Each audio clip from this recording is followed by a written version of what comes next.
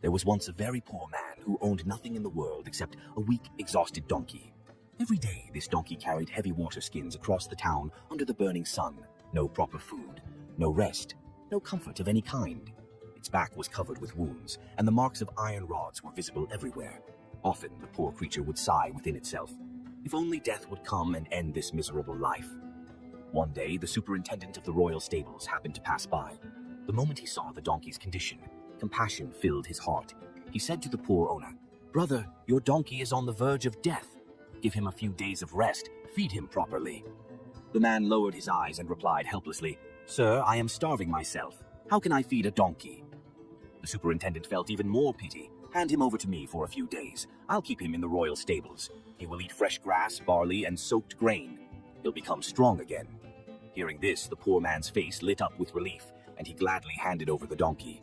When the donkey entered the royal stable, his eyes almost burst out of their sockets. Everywhere he looked, he saw a sight he had never imagined. Majestic Turkish and Arabian stallions, their bodies shining like polished armor, each one adorned with the finest saddles and reins. 4 servants attended to every horse, one grooming its coat, one massaging its legs, one feeding it grain, and one patting it lovingly. The stalls were spotless, washed and perfumed.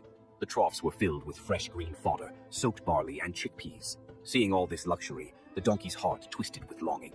He lifted his head toward the sky and cried, "God, am I not your creation too?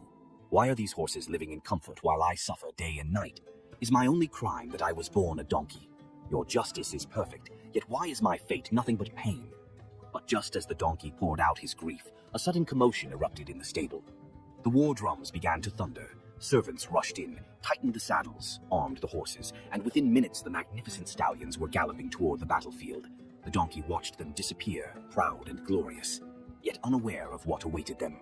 When evening fell, the horses returned, and the donkey froze in horror. Some were drenched in blood, some pierced with arrows, some staggering with broken strength.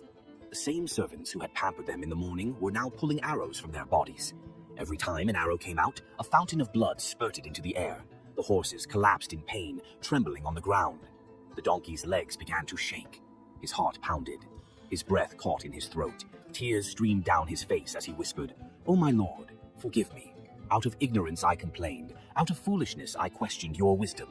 I am content with my simple life. Just keep me away from such grandeur that ends in blood and death." The lesson, the reality behind appearances. We envy the shine we see on others, but we fail to notice the wounds hidden beneath that shine. Not all glitter is gold. Not every luxury brings peace. And behind great pride, there may be great pain. Be grateful for your own share in life. You never know what battles